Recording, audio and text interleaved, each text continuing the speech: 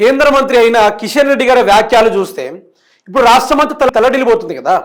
ఇప్పుడు రైతు భరోసా అని, లేకుంటే ఉద్యోగాల కోసమని, లేకుంటే ప్రభుత్వ ఉద్యోగాల యొక్క జీతాలు రావట్లేదని, లేకుంటే ఆర్టీసీ ధర్నా అని ఈరోజు రాష్ట్రంలో పలు చోట్ల పలు వ్యవహారాలు ఘోరంగా జరుగుతూ ఉంటే ఈరోజు రాష్ట్రంలో అడిగింది ఏ ఒక్కడు ఇస్తలేడు.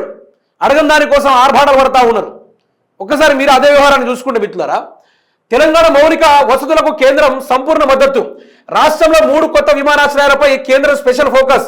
వరంగల్, ఆదిలాబాద్, పెద్దపల్లి ప్రాజెక్టులపై ఢిల్లీలో ఉన్నత స్థాయి సమీక్ష. వరంగల్ మామునూరు ఎయిర్పోర్టుకు 953 ఎకరాలు సిద్ధం. జూన్లో శంకుస్థాపన. ఆదిలాబాద్ రక్షణ భూములతో జాయింట్ యూజెస్ ఎయిర్పోర్ట్. పెద్దపల్లిలో 980 ఎకరాల గుర్తింపు. వేగంగా ఫిజిబిలిటీ స్టడీ. కేంద్ర మంత్రి కిషన్ రెడ్డి గారు మాట్లాడడం కూడా జరిగింది మిత్రులారా. అయితే దీని మీద బాగానే మాట్లాడుతున్నారు కిషన్ రెడ్డి గారు. తెలంగాణ రాష్ట్రంలో అట్టుడుకుతుంది కదా సమస్యల పరంగా.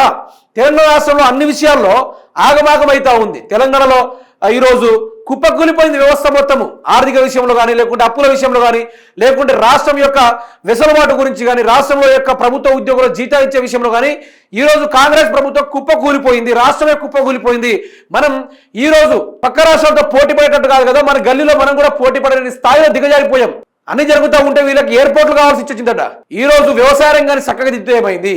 ఈ రోజు నిరుద్యోగులకు ఉద్యోగాలు ఇస్తే ఏమైంది? ఈ రోజు ప్రజలకు ప్రతి ఒక్కరికి ఆ యొక్క పథకాలు అందిస్తే ఏమైంది? భూమి లేని వాళ్ళకు భూమి ఇస్తే ఏంది? పోడు భూములకు పట్టాలు ఇస్తే ఏమైంది? ఈ రోజు ప్రభుత్వాలకు చేరత ఏదైనా పనిని ఇస్తే ఎంత బాగుండు, ఎంత అభివృద్ధి అవ్వు, ఎంత మంచిగా ఉండు. ఈరోజు అడవులో నివసిస్తున్న వాళ్ళకి ఇంద్రమ్మ ఇండ్లు ఇస్తే ఎంత బాగుండు. అడవులో నివసిస్తున్న వాళ్ళకు తాగునీటి సమస్యను తీరుస్తే ఎంత బాగుండు. వాళ్ళు ఇంట్లోకి పోవడానికి రోడ్లను ఇస్తే ఎంత బాగుండు. వాగులు దాటడానికి బ్రిడ్జిలు నిర్మిస్తే ఎంత బాగుండు. దాని గురించి ఏం సమాధానం లేదు. వన్ అండ్ ఓన్లీ విమానాలు, భూములకి ఇంత తీసుకున్నాం, ఇట్లా అభివృద్ధి అవుతుంది. అది తప్ప ఇంకేమైనా జరిగిందా? ఎక్కడైనా ఇంకేమైనా జరిగిందా? జరిగేటట్టు ఏమైనా చూస్తున్నామా? ఎక్కడ కూడా జరగడం లేదు. ఎక్కడ కూడా ఏం కావడం లేదు. రాష్ట్రాన్ని ఆగం చేయడానికి తయారయ్యారు ఈ కాంగ్రెస్ పార్టీ వాళ్ళు, బీజేపీ పార్టీ వాళ్ళు ఇద్దరు కలిసి. కిషన్ రెడ్డి ఏం చేశాడు? 2 సంవత్సరాలుగా కాంగ్రెస్ పార్టీ, బీజేపీ పార్టీలో అధికారం ఉంటూ ఈ రోజు యూనియన్ కోల్ మినిస్టర్గా ఉంటూ ఈ తెలంగాణ రాష్ట్రానికి ఏం తీసుకొచ్చిండు? ₹1 ఏమైనా తీసుకొచ్చి ప్రజలకు పంచే కార్యక్రమాలు ఏమైనా చేసిండా? ఎక్కడైనా చేసిండా? ఈ వ్యవహారాలను చేసిండా? ఏది కూడా సరిమూర్చలేదు కదా. ఏమైనా మాట్లాడితే విమానాలు చేస్తాం, డంకాడోలు తీసుకొస్తామని మాట్లాడుతూ ఉన్నారు. విమానాలు ఎవరికి కావాలి? రైతుకి ఇట్లా ఎక్కుతారా? సామాన్య ప్రజలు ఎక్కుతారా? ఎవరి కోసం విమానాలు? మీరు దిగడానికా?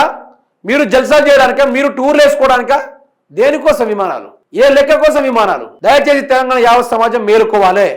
కాంగ్రెస్ పార్టీకి, బీజేపీ పార్టీకి ఓటేస్తే ఇక దాని మించిన ప్రతిఫలం మరొకటి ఉండదు. మనం చూస్తున్నాం, ప్రజెంట్ లైవ్ గా చూస్తూ ఉన్నాం. ఈ ప్రభుత్వం యొక్క ఏ విధంగా పని ఉందో, ఏ విధంగా వీళ్ళు చేస్తూ ఉన్నారో మనం కళ్ళారా చూస్తూనే ఉన్నాం. అట్లా ఘోరంగా ఉంది వీళ్ళ పరిస్థితి.